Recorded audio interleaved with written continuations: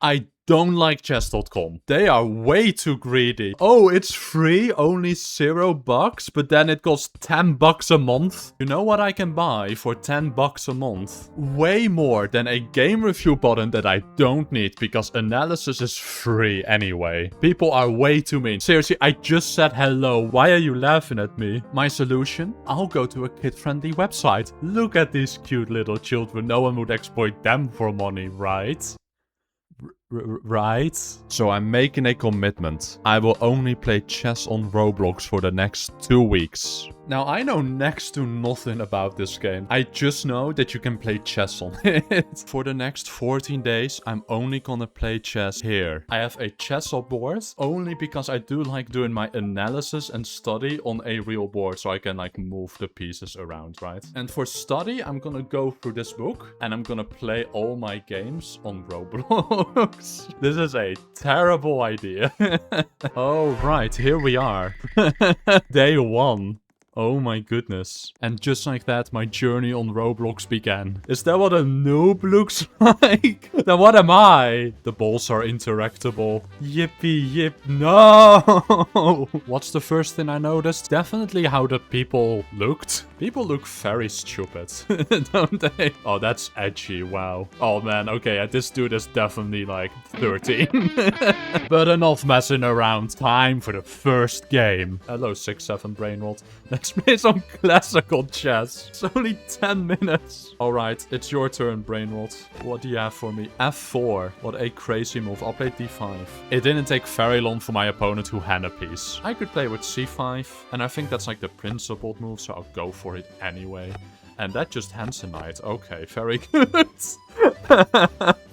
The level of play, everyone. The level of play. It didn't take me too long to just win the game after that. I'll promote to a queen.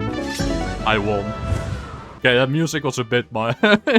Alright, time to do some analysis. I probably have something on screen here, like a chessboard, so that you can follow along. I played d5. You know, part of me was really hoping they'd go like g4, e5, they'd take, and I would just have checkmate. I was really hoping that. But no, they actually kind of knew what they were doing. They played knight f3, and I played it with c5, further controlling the center of the board. Then they played knight d4. The analysis here is just they blunder a knight and I took the knight. It is just that simple. Just take the free piece. I wanted to also study every day, so I ended day 1 with a quick little study session. Okay, now the part I've been looking forward to, actual studying. We're just gonna set up one of the positions. I think I recognize this position, and it's actually a game featured in Bobby Fischer's My 60 Memorable Games. I think I already recognize the position. And the position is white to move. How did Fischer win the fight over the control of the A file? Well, we have a pseudo threat and then something like bishop a4. Right now that can just be taken though. I think I can play rook h to b1. If they go queen c6, well, I have rook b6. And I'm leaving my rook on a1 heading, but I'm attacking the queen. Now, if the queen moves again, I can actually double on the a file. Rook hb1 seems like a very strong move. And let me read up. Yeah, rook hb1. How do you gain control over an open file? Very, very good exercise. The only way that I can put this now in practice is via Roblox. Okay, let's hope the next game will be more interesting. So I can start with pawn to d4. And I can't see my opponent. I can't see myself either. So yeah, the game during day 2 was incredibly boring. Did my opponent seriously not show up? This seems like a good moment to talk about the type of chess players you'll meet on Roblox Chess. First of all, we have the no-show. Wow, I won. Okay, now for the analysis. I started the game with pawn to d4, and then I won. Next up, we have the toddler. They shuffled the pieces around because the pony looks funny. The ponies! And then last of all, we have the blatant cheater. That's it. Yeah, I'm not kidding. That's all the type of chess players on Roblox. This place is horrible. Days 3 to 5, I really found a rhythm. I woke up, went to work, came home, played some chess on Roblox, analyzed the game. Then I had to do some video editing. And then I do an exercise from the book and I call it a day. And as the first week came to a close, I made a realization. I hate this. I am not having a good time. So I decided to mix things up a little bit. I wonder if there are other games featuring chess. Chess Club. Wait a second, I recognize that thumbnail. I practiced like a grandmaster. Yeah, there it is. It's the same thing. Look, it's the same thing. They just turned her white. I don't think I like that, actually. I don't think. Yeah, my expectations were really low. Oh, I really hope that the people here will be a little bit stronger. Oh, this place looks nice. Look at that. It felt like going from a McDonald's to a roadside restaurant. Not a huge upgrade, but an upgrade. I mean, it's actually kind of fancy. And you can see all the games being played. I mean, the place was still full of children. I don't like that guy. But it gave me the hope that maybe the games would last longer than 6 moves. I'll open with E4 this time. Step right up, ladies and gentlemen, to see this amazing chess game. It still kind of sucked. Yeah, don't get me wrong. It was better. We played like a mainline Spanish, but then he just very quickly threw away pieces again. He might have to go bishop d7 now. Now I can actually take on f5. Okay, yeah, but you completely forgot why you played bishop d7. So I felt like I just kind of went from beating up a 200 elo player to beating up a 1200 elo player. But I did learn something important. They're holding a tournament? Sadly, I didn't have more free time that day, but I started my second week by partaking in one of these tournaments. This is gonna be fun. So I started the first game with the black pieces and I decided to play a Sicilian. They do this with Boutler thin. You know what they say, knights before bishops? Principled, simple play. Like, I haven't developed yet, why should I start pushing pawns for no reason? Here, bishop g5. I feel like the bishop after h6 really can't maintain that pin. So yeah, he decided to trade, which at this point makes some sense, but now I've gotten the bishop here. Then I'm just slowly going through my options. Now h3. Okay, first I continue my plan, but the alarm bells immediately started ringing. The signal for me to play this is the fact that he pushed the pawn in front of his king. Again, I'm just building for that attack and I can take my time. Now at this point, you really should move that knight. Kind of have to play knight h2, extra control over g4. Rook b1 is just not a good move. I think he saw me play rook g8 and was like, oh, I can also do that. And he plays b4. Now, this move hands a knight, and I see that it hands a knight. But I kind of realized something. Or at least, I don't know if I realized it correctly, but I felt like my attack is so strong that I don't need that knight. And that's the most cocky thing ever. So I took the pawn, he moved away, and I can just take a free knight. But at this point, I found it so funny that I'm just like, no, what? I don't need this. Now he has to take the pawn, and I can take the rook with check. I was thinking for a second, like, wait a minute, if I take that knight, can he take on e6? Why would I spend time taking that knight when I can just sack the exchange first and then I take on c3. Aha. And I believe here my opponent resigns and I won the first round. Alright, I feel like that last attack was really weird for some newer players. I took this position from the book Logical Chess, Move by Irvin Chernev, and I've been going through this book on the member streams on my channel. And here white played h3. What it's trying to do very fundamentally, it's preventing a pin that does not need preventing. If we just go knight d2 here, we play bishop g4, we can go rook e1, knight d7, knight f1, castles. Now we can go like h3, and we can't maintain the spin because knight g3 comes in, and just like that, I mean, we can probably even like win the bishop pair here. I just played a couple moves and that pin is just nowhere. h3 is a move that prevents bishop g4 even though it's not a threat at all. How did black punish this? Oh, they played h6. And you might be thinking, wait a second, Red Panda. How is h3 punished by h6? Aren't they the same mistake? Oh no, because black hasn't castled yet.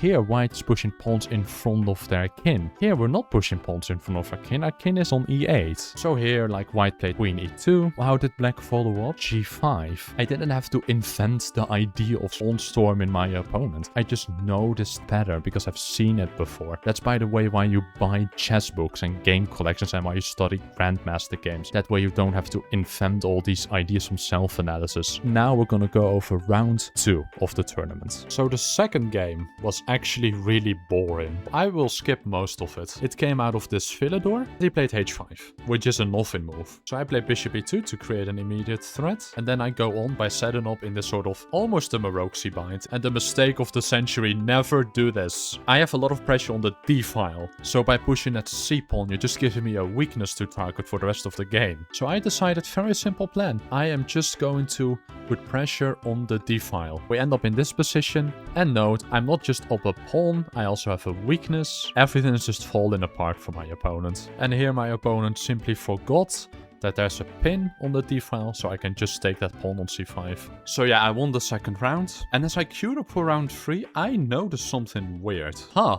Matchmaking is taking a little bit long. There are like 4 people left. And I'm pretty sure this guy is not even playing in the tournament. I think he might be an admin or something. I think everyone, like, who lost a single game just left. Honestly, really quite depressing. I'm gonna quit for today. Now, days 8 to 10, I didn't get to play much. I'm very sorry if this ruins the challenge for you, but life just got in the way. However, during day 11, I lost my first game. So my opponent played the Accelerated Dragon. And because of that, I get the same pawn structure as the game before, the Maroxy Bind. But here they went for a super strange idea, where they trade their strong dragon bishop. Apparently, it is the top line of the computer. For some reason, it really caught me off guard though. I felt like, oh, I must be better now. I'm not really. Because I thought that I was better, I started thinking, okay, how do I utilize that? The best way to do that is be aggressive. So I started with f4. Now, there are some tricks here with the knight landing on g4. So I'm immediately thinking like, okay, I should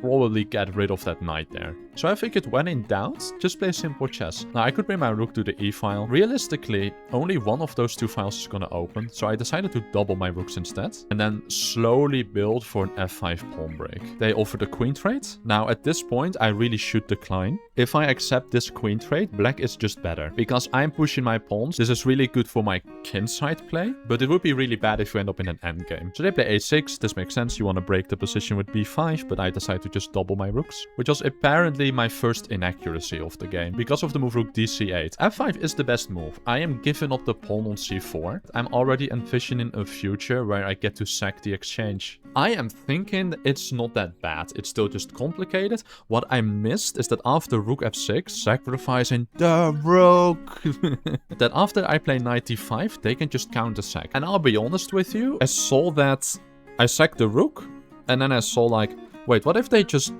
sack the exchange back? And then they did that, and I'm like, huh, welp.